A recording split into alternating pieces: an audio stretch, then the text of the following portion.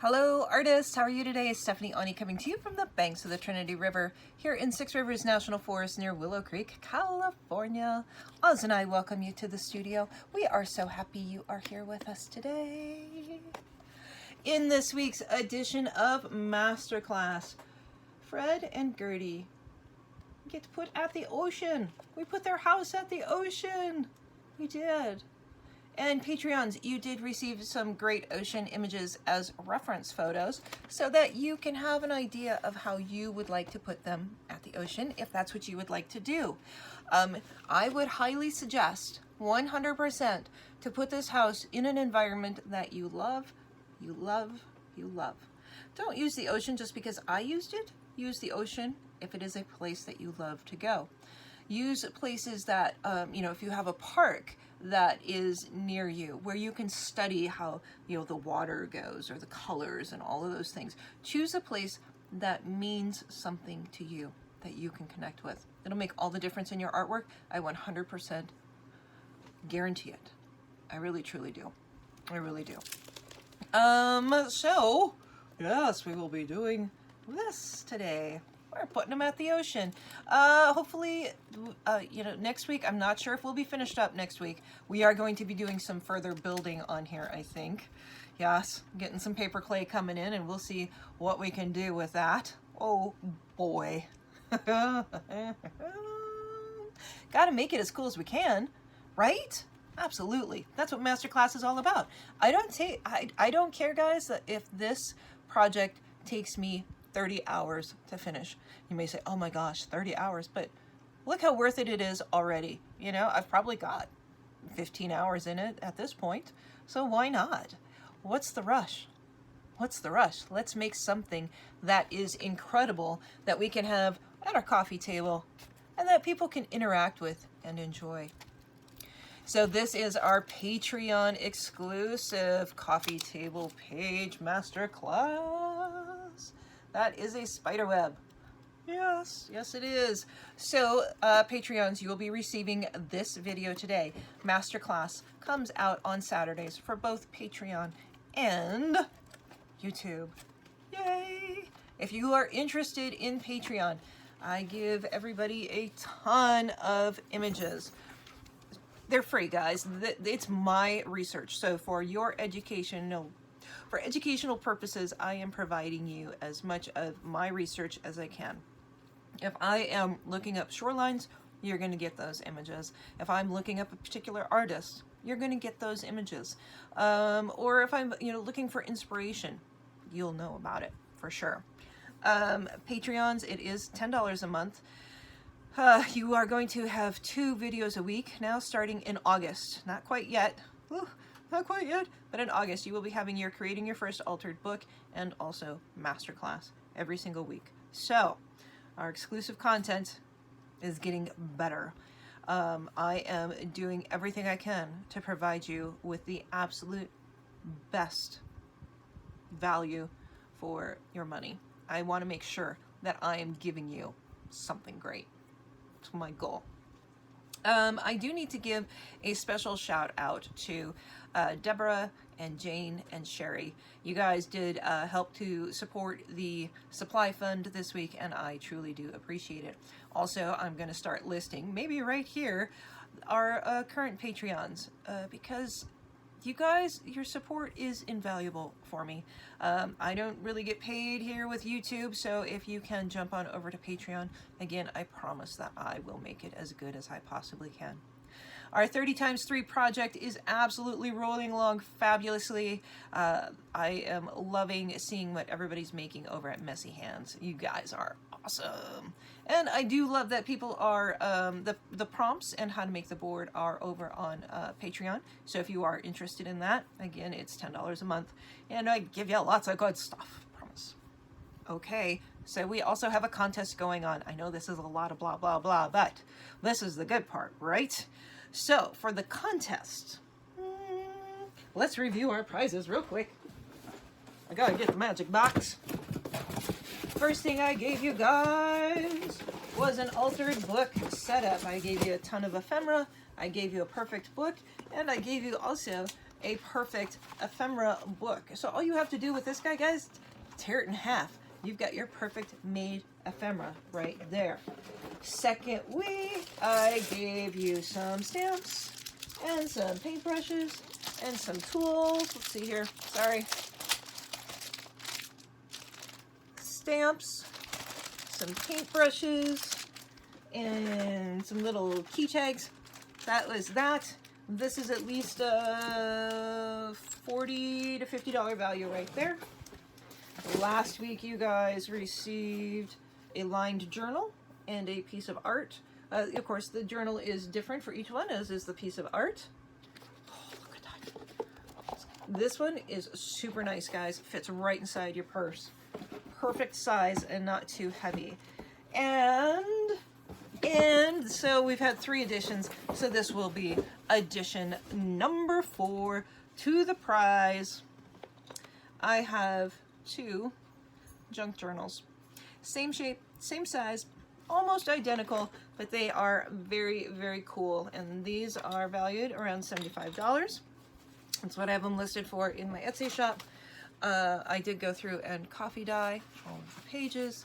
You have some really fun inspirational things in here.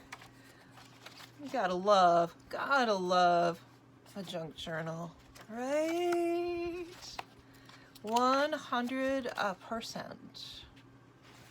Such fun. Yeah, that's pretty cool. And then here's the other one. Let's see if I can find the center of the some cool little envelope. All sorts of fun, cool things in here. Oh, the coloring pages.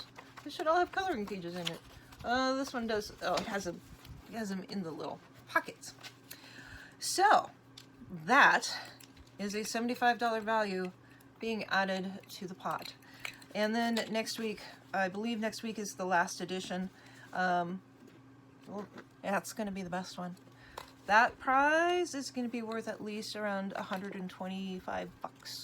So if you are interested in winning either one of these prizes, how do you do it? Well, I have 2 contests, almost identical packages. One package is for our new friends. The other package is for our current friends. New friends are new subscribers or new Patreons, right? New subscribers or new Patreons. Cool, super easy. So you can be a current subscriber, become a Patreon, you get added into that pool. As you know, the new subscriber pool, that's 1 entry, you have some pretty good odds in there. Truly you do, truly you do. Current friends, all you have to do is like, comment, and add to playlist, right? And then you put it down in the comments, you say liked, commented, and added to playlist. You can do this for every video in the month of July, and there is about 40 of them. That means you can get your name added into this pool 40 times. That's some pretty good raffle odds, right? But here's the one kicker. You do have to add it to a playlist, so we will be drawing that name, and we will check and make sure that you have put all the videos on the playlists. We will. So, big stuff. Big stuff. Super excited about this prize. I hope you guys are too. I'm making it as good as I possibly can. In fact, I think what I'm gonna do is sweeten the pot just a little bit more. These are 2 very, very recent art journaling magazines. One was from August of 2019. I'm sorry, July, August, September. So this was the one that just came out. And then this one was from April, May, and June. These are my last 2 months worth of art journaling. I am giving these to you also. So these will be going in. These are a $15 value. These are a $75 value. 75, 15, 8, 90? Is that $90? Am I putting $90 worth of stuff? 75, 85, 90. I'm putting $90 worth of stuff into your prize package this week. That's how much I love you, and I hope you want to join along. You can go back to the other videos if you haven't been putting your name in it. Go back and do it. We count it up at the very end. Okay guys, I hope you have a great day. Here's the video. Sorry for all the chat, a lot of announcements, so I'll probably extend out the video past 30 minutes. All right, have a great day. Love y'all. Mwah. Bye.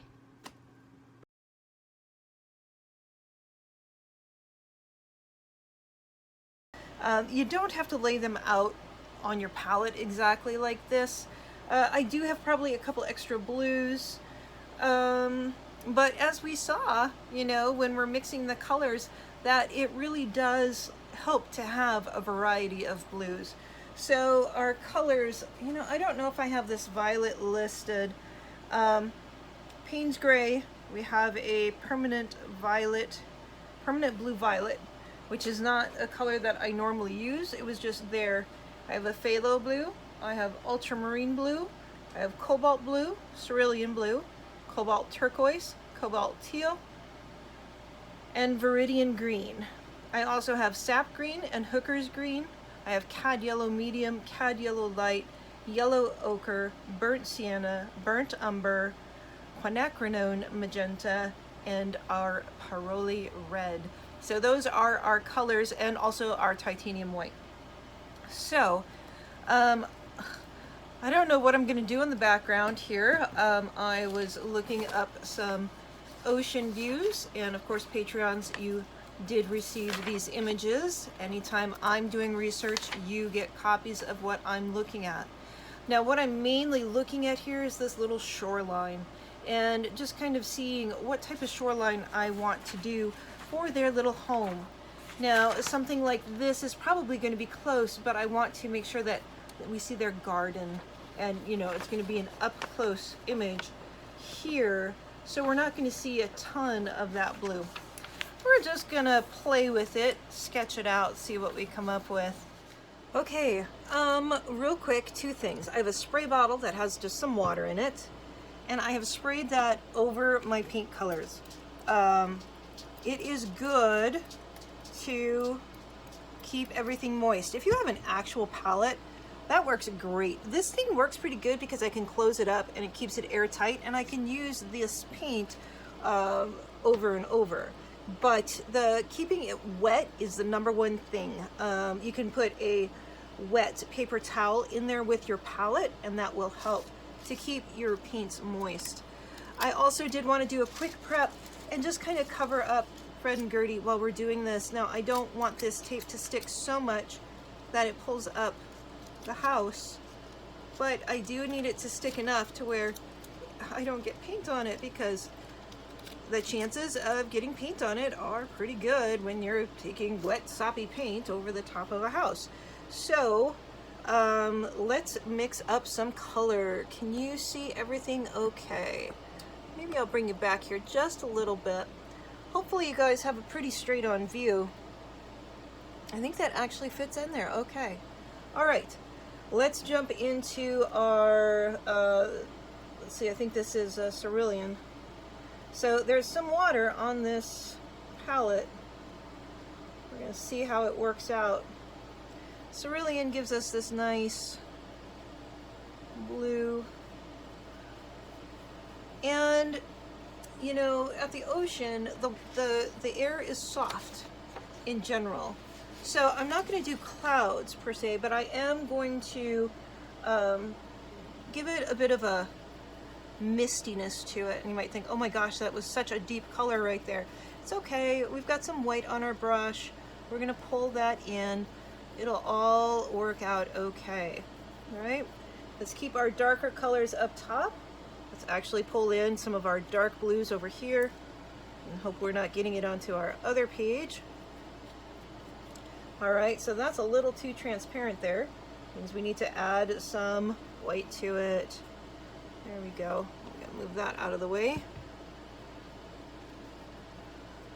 Then just keep your brush strokes loose to begin with. We're not going to labor over this at this point.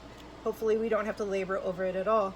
I'm just going into each of the different blues that I have, because we know that they each contribute something different to the texture of the page, to the depth and the intensity. Keeping it super soft, trying not to over blend You know, if you want a super painterly effect, then you will have to blend more and more and more and more. But we want to just kind of keep this loose feeling and happy.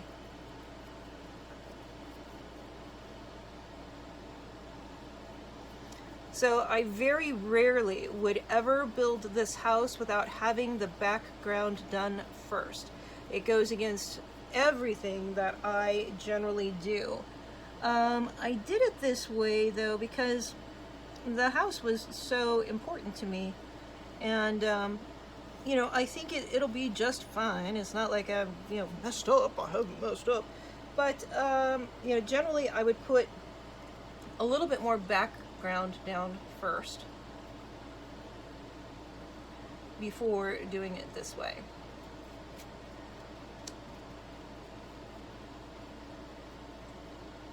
But this also allows us to kind of soften the edges of the roof, which needs to be done. I'm going to move that out of the way in order to let it kind of blend and sit back in there. I'm just grabbing a tiniest bit of water.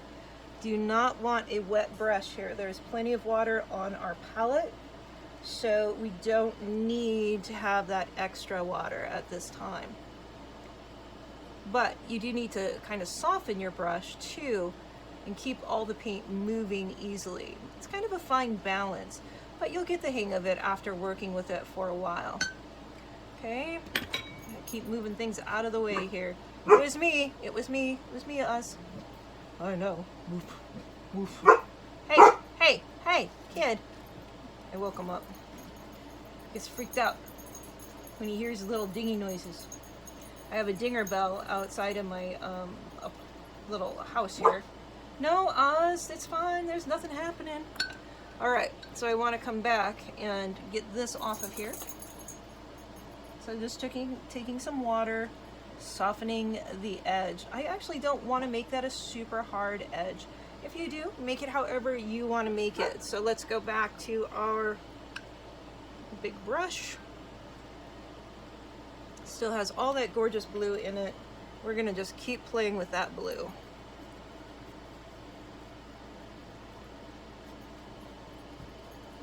And making sure that we're trying to get all those edges. Hopefully I'm getting them all. I can't see them very well from here. Hopefully my head's not in the middle of your view.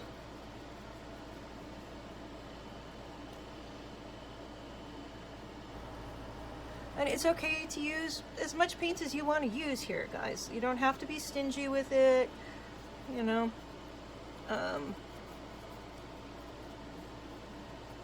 Yeah, as we're keeping the tops darker, let's go ahead and pull in a little bit more of this, actually this Prussian blue and the cobalt up in here.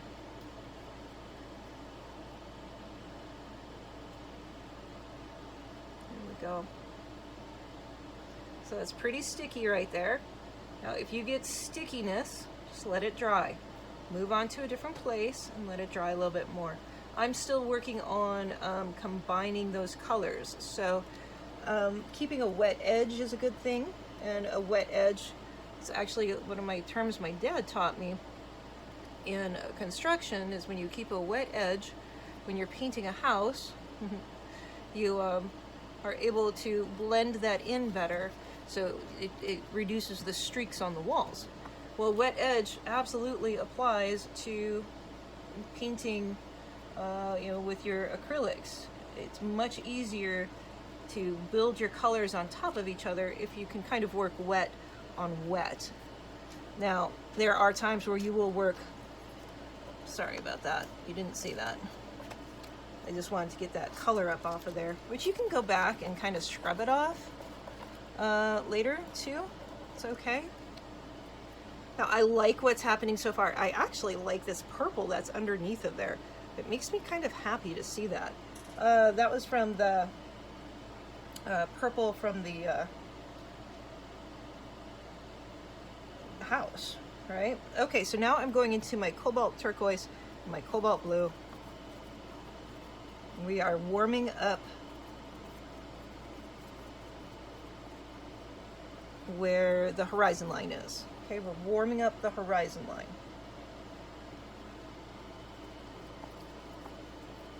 Now again, the reason why I can use this green color here is the effect that I want for the piece. The effect that I want is kind of that summery day, kind of that haziness. So, you know, bringing the warmth into that horizon line does absolutely help with that effect. Now we will have layers on top of this, so keep moving quickly.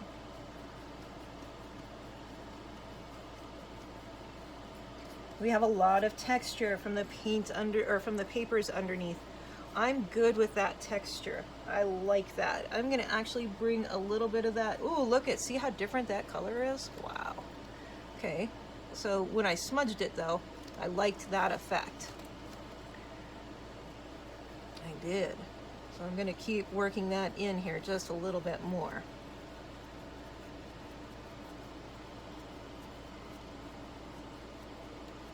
Looking for that seaside haziness.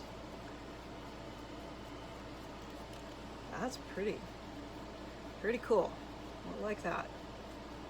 All right, this is kind of all to one color over there, so let's see what we can do to kind of break that up here a little bit. Now, we'll put some sort of background in there. Of course, add a little bit more water when your brush starts to separate like that. Now, you can't add too much water or it kind of goes everywhere. It's a fine balance. And wipe it off if you need to. It's okay, just keep playing. Don't let it get too soppy. Don't let it get too anything. Just let it be happy. Oh my God, did I just say happy little house? But I do want to teach you, you know, how to get paint down quickly without overthinking it, but still, you know, I want to combine a little bit of the two. I want to give you a few more skills and techniques, but without having to labor over it for 40 hours too. Okay, so you saw what I did. I kind of brought in that darker blue in there because we're now going to be bringing in the shoreline or the ocean line there. And while I don't want that ocean to be the absolute focal, this again, just the base layer. I'm really happy with where that's going. I like that. Now you may not see all the subtle changes in the gradation, but I hope you can notice it because it is absolutely there. And the more that you train your eyes to see that gradation, the better artist you will become. Right? Because we don't want to just be pasting a page of a sunset onto our books, right? That's not what this is about. If you want to do glue book or something like that, you know, it's not our channel. I want to teach you guys how to make really cool, pretty things. Now, can we turn around here and keep this absolute whimsy going and put, you know, one of those cool faces in here and the sun and all of that? Absolutely. Do whatever you want to do to make this be your piece of art. I'm just doing my style. So go through and you do your style. You do whatever you want to put into this. Right? I don't want you to absolutely copy me, but I do want you to have a really good set of tools that if you wanted to, you can try it. How about that? Now I'm making this definitely kind of misty and cloudy. Again, it's the base layer. This darkened down here. I'm going to, of course, keep this a little bit darker at the corners. Darker corner, and we want to keep our focus going towards the center. So one of the ways that we do that is that we'll keep this fuzzier out here and we'll keep this higher detail in here, right? So we're going to keep our eyes going from the house in through the painting. That's the trick, hopefully. Okay, what I am going to real quickly do is kind of mix all of these gorgeous colors here together, pull in a little bit of this white. I'm going to give ourselves, okay, I'm going to stand up so I can see.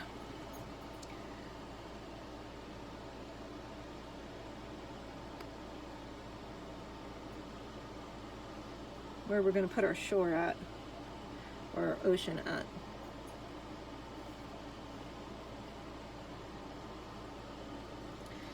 Oh, my chair. All right. So I just chose that as our horizon for the most part. Let's pull into that still. Get some more water onto my palette. I've got the fan going. I've got, you know, it's a hot day outside. The air conditioner's moving. So all of those things, you know, notice that this is not fully mixed. I'm going to raise up that wave line just a little bit there.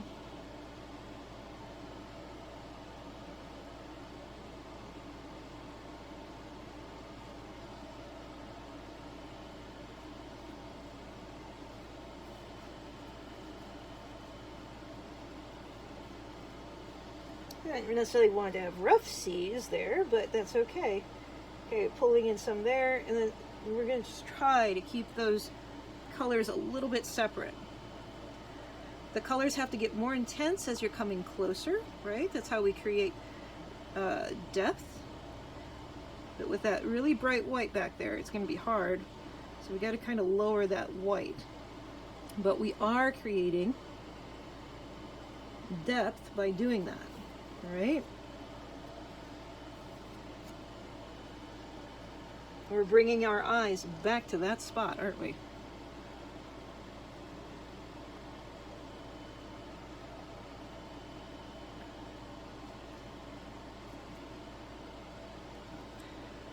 Now guys, I haven't practiced painting an ocean in a really long time, so you know, I'm pretty happy with what's happening here.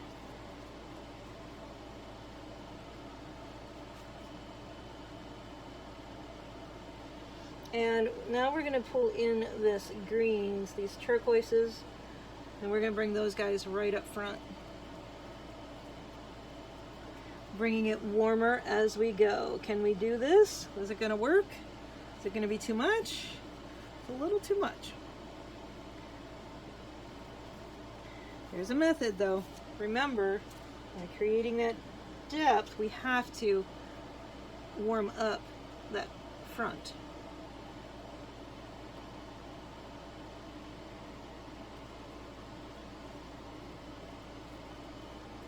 So let's pull in that white, some more of those greens. Oh, don't stick your hand in the paint. Dang it.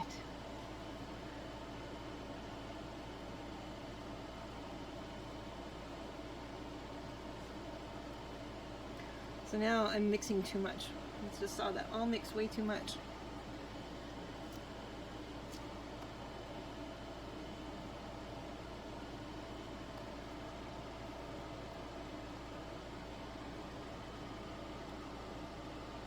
Okay, I'm getting happier with that. Again, this is just the base layer, but I don't really want to go back and rework it later either, so let's try to keep our little swirly waves. I don't like that.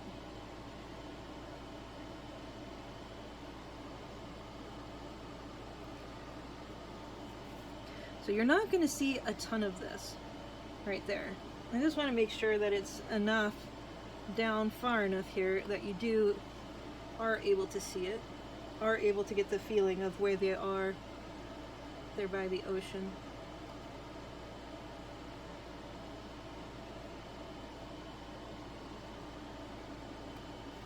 Pretty darn happy with that. Yes, I am. Okay, so we're gonna build up little mountains back here in the background. We got to keep it cool, so we're gonna go into our purple. Oh, that's such an intense color, guys. Look at how intense that is. That's gonna be tough. Can you guys see that? You can see that. All right. All right, so let's pull in some of the blue. We're cooling down that color. Now remember, that whole brush is loaded with that purple.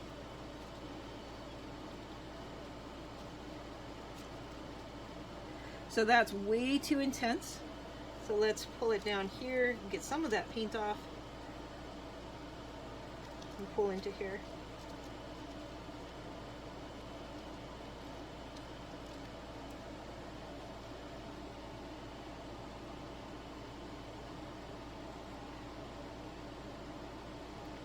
We're just doing some little mountain shapes back there in the background.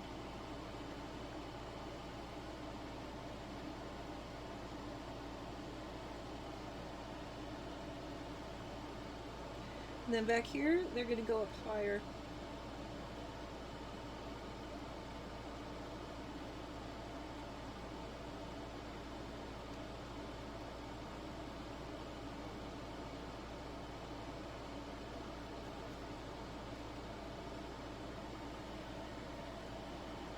I like that.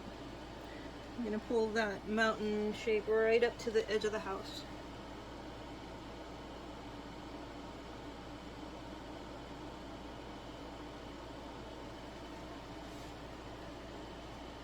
Use your flat brush to your advantage. Right? Alright, so as this comes around, we need to, now there will be flowers here, I think. I don't know, maybe there won't be. Again, we're letting Fred and Gertie kind of decide how this painting goes. So I went right into this raw sienna color. And the reason why is putting that raw sienna with that violet automatically warms it up. And look at that exact color. So we're still pulling colors from our background, from our environment. Now, I was wanting to do that a little bit differently, but actually that worked just fine. We're not going to complain about that. Let's scumble in some colors. Let's pull in some burnt and raw sienna.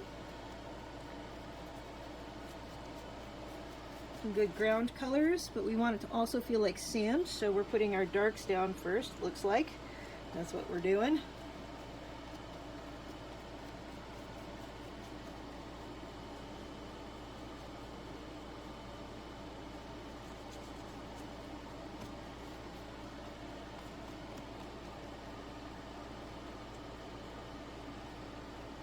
Interesting. I didn't know this was going to happen. I was going to have a tree in there and a garden in there, and I don't. Alright, let's pull in some of that yellow ochre. Now, we're using pure colors right here in the foreground because why would we do that? Why would we, there's the question, why do we bring in the pure or colors in the foreground? Dun dun dun. Don't bring it forward. You bring it forward. And those of you that have been working with the color class, yes, you know this already.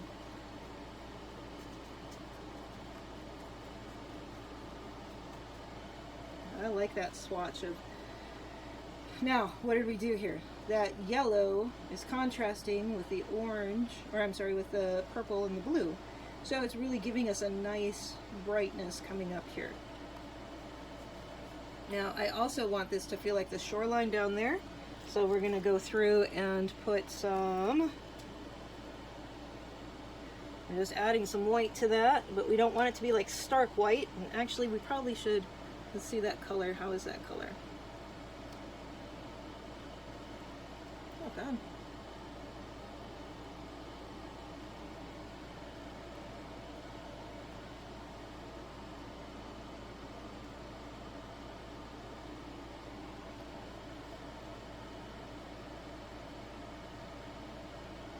Just expanding that shoreline there just a little bit.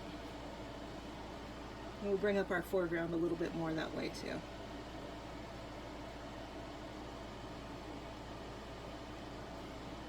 That gives us a little bit more space to work in here.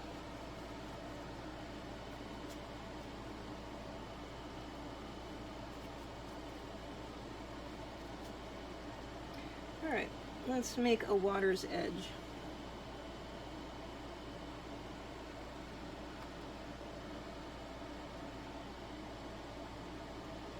think about making a water's edge.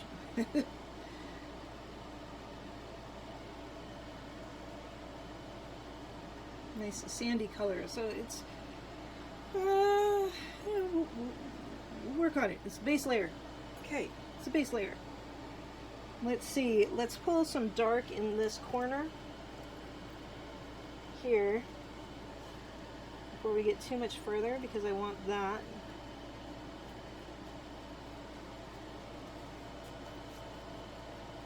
Work its way to kind of blend in a little bit right there.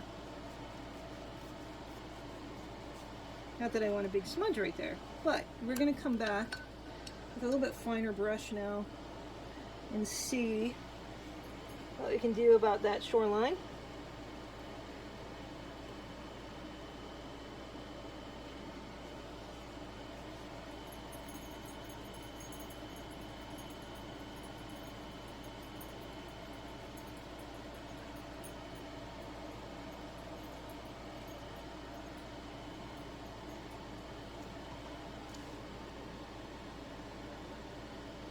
And those of us that have been to the ocean know that that shoreline is always moving, right?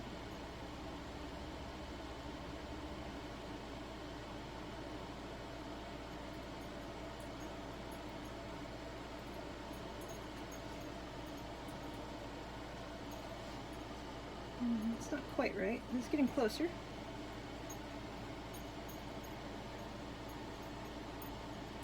Getting closer.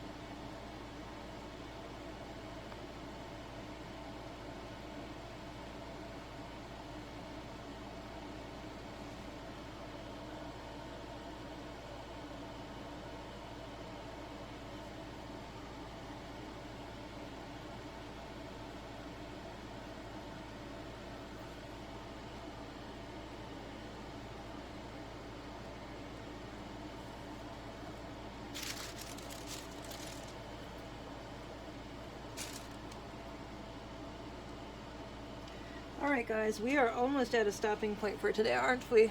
We're at 30 minutes. So,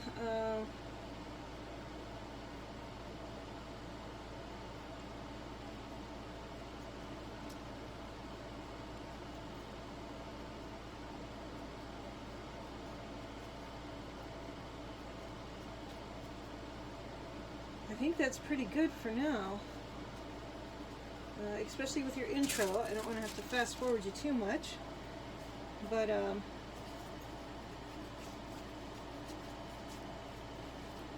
we will for sure keep working on these guys. Yeah, let's just pop a few more highlights in here.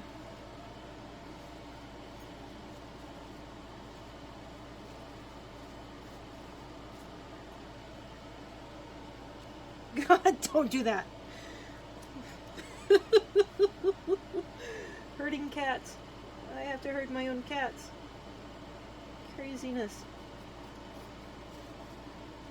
And we'll be putting our vegetation in, and we'll be putting in our flowers or whatever else we want in here. We'll be differentiating that background there, pulling in some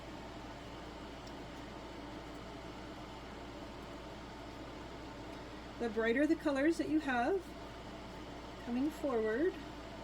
So we'll probably have to darken that one down just a little bit. Right there. See, we're just doing an impression, guys. We don't have to be perfect with it. Right? We're just giving that feeling that there's a background back there.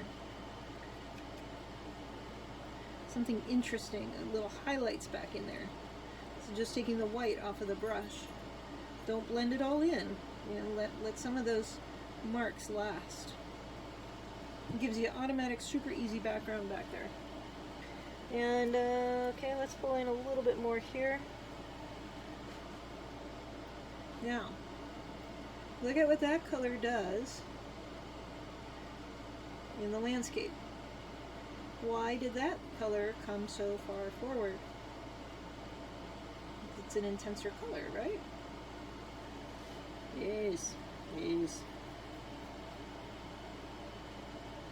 Especially against that. So let's pull an opposite.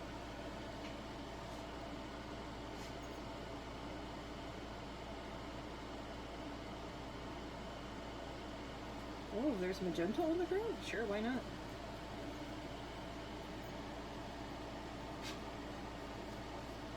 Is it reading really off? It's actually not. It's reading kind of spot on. For some crazy reason, I put magenta back there and it works. It's the right value, it's the right tone, it's the right concept. You need to soften it down a little bit.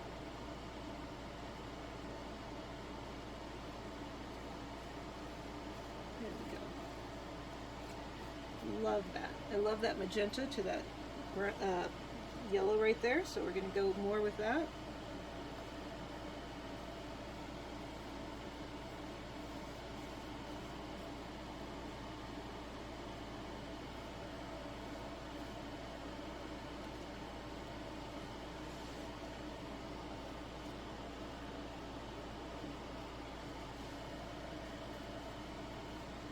Love it.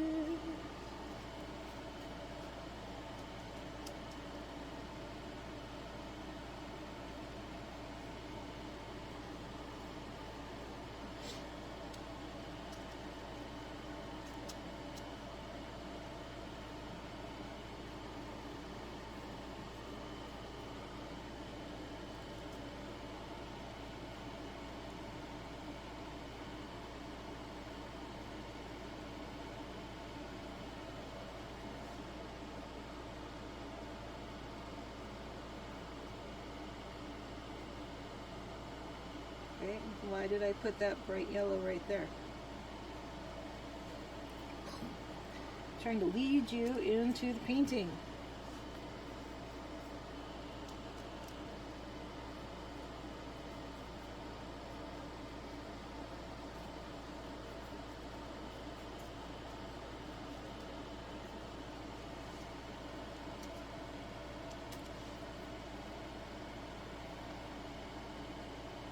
Establishing a foreground separate from our middle ground is also important.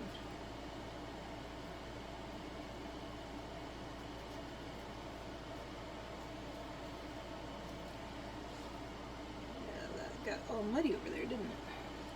What happened over there? That was looking okay, and then it got kind of muddy.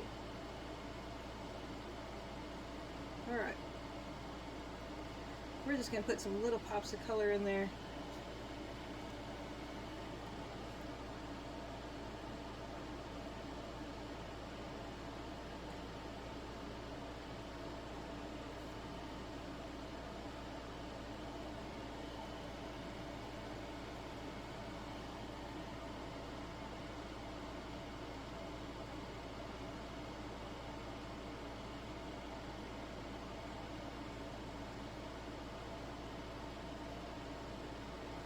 Alright, we are going to stop there. Okay guys, that's our base layer, and we will build up next week, and hopefully we will get this guy finished up at that time. Okay, hope you loved it. We'll chat soon. Bye.